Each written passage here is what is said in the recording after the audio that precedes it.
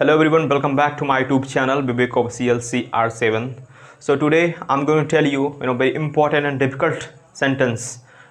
So आज के इस वीडियो में हम लोग सीखेंगे बहुत ही डिफ़िकल्ट और इम्पॉर्टेंट सेंटेंस के बारे में. तो actually these sentence are based on our daily life, daily use sentence हैं. तो जो आज के सेंटेंस है वो हमारे लाइफ में हमारी रूटीन पे बेस्ड हैं, आधारित हैं.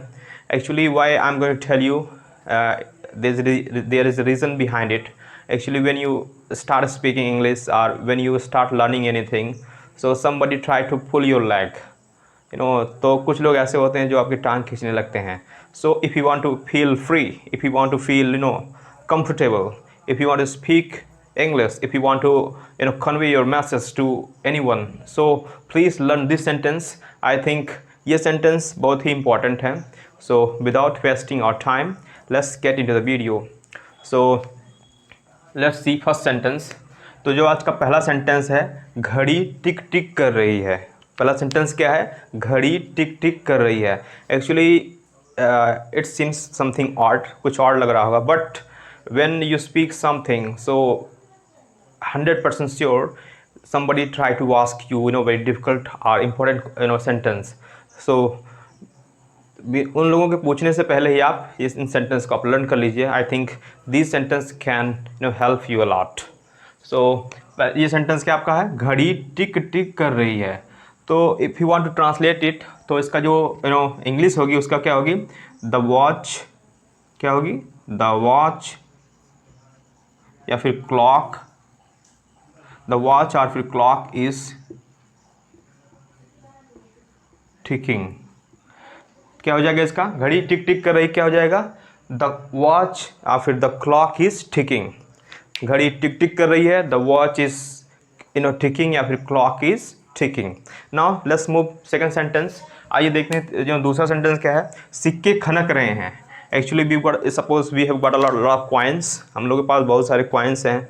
So if you have put in your pocket wherever you have just, तो आप कहीं भी रखे होंगे तो वो सिक्के क्या करते हैं? खनकते हैं. While when we play something with our child children, so we do like that. So वो थोड़ा खनकते हैं. तो खनकने की इंग्लिश जानेंगे और जस्सी सिक्के खनक रहे हैं. तो सिक्के खनक रहे हैं कि इंग्लिश क्या हो जाएगी? The coins are jingling. क्या हो जाएगा? The coins are jingling. सिक्के खनक रहे हैं तो क्या हो जाएगा? The coins are jingling. Now let's move third one. बिजली कड़क रही या फिर गड़गड़ा रही है. I think everyone have seen और फिर हर्ड दैट, जैसे कि जब बादल छाए रहते हैं तो बिजली कड़कती है या गड़गड़ाती है. सो लेट्स सी इसकी इंग्लिश क्या होगी. तो इसकी इंग्लिश होगी द थंडर इज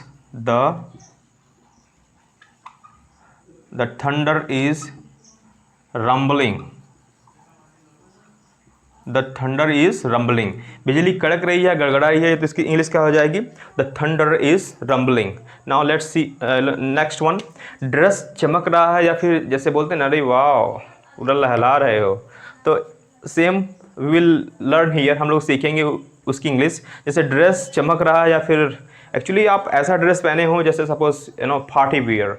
जैसे आप कोई पार्टी में गए हैं तो वहाँ पे आपका जो ड्रेस है वो बहुत ज़्यादा शाइनिंग कर रहा है, अच्छा लग रहा है. तो आप उस सेंटेंस को कैसे बोलेंगे? तो आप उसको बोलेंगे द ड्रेस इज़, क्या बोलेंगे? The dress is swishing. क्या बोलेंगे? The dress is swishing. या फिर आप इसे बोल सकते हैं shining. The dress is shining. But ये जो शाइनिंग है उतनी ये इसकी टेक्निकल मीनिंग नहीं दे रहा है. जो ड्रेस का जो चमकना होता है, जैसे शाइनिंग आप कोई भी चीज़ बोल सकते हैं, बट जो ये ड्रेस के चमकने की जो टेक्निकल मीनिंग है वो क्या है? वो स्विसिंग है. यू कैन से कि ये छोटा भाई है और ये वाला बड़ा भाई है. So you can speak here, आप इसे बोल सकते हैं द ड्रेस इज़ स्विसिंग या फिर शाइनिंग. क्या बोलेंगे? द ड्रेस इज़ स्विसिंग या फिर shining. The dress is swishing. Next move. अंत भला तो सब भला. Actually it is a proverbs. एक प्रकार की कहावत भी है, जैसा कि सब लोग बोलते हैं चलो जो हुआ सही हुआ. मीन्स अंत भला तो सब भला. So let's see. Let's see first of all, then I tell you no very important thing. अंत भला तो शब भला का हो जाएगा all is well. All is well. All is well that ends well. All is well that ends well. Actually if we talked about the all is well that ends well, it is a proverbs, but एक प्रकार से ये कहावत भी है, या फिर इसे सेइंग्स बोल सकते हैं, जिसे इसे भी कहावत बोलते हैं, या फिर इसे बोल सकते हैं सिंटैक्टिक या फिर एपिग्रामेटिक लाइन. एक तरीके से ये क्या है, एक मुहावरे टाइप या फिर एक तरीके से प्रोवर्ब्स की लाइन है. तो अगर इसे हम अंत भला तो शब भला के बारे में बात करें, या फिर all is well that ends well के बारे में बात करें, तो actually it is a very famous comedy by William Shakespeare. ये विलियम शेक्सपियर की एक बहुत ही फेमस कॉमेडी है, that is all is well that ends well. So कैसी लगी video, please like and subscribe. Thank you.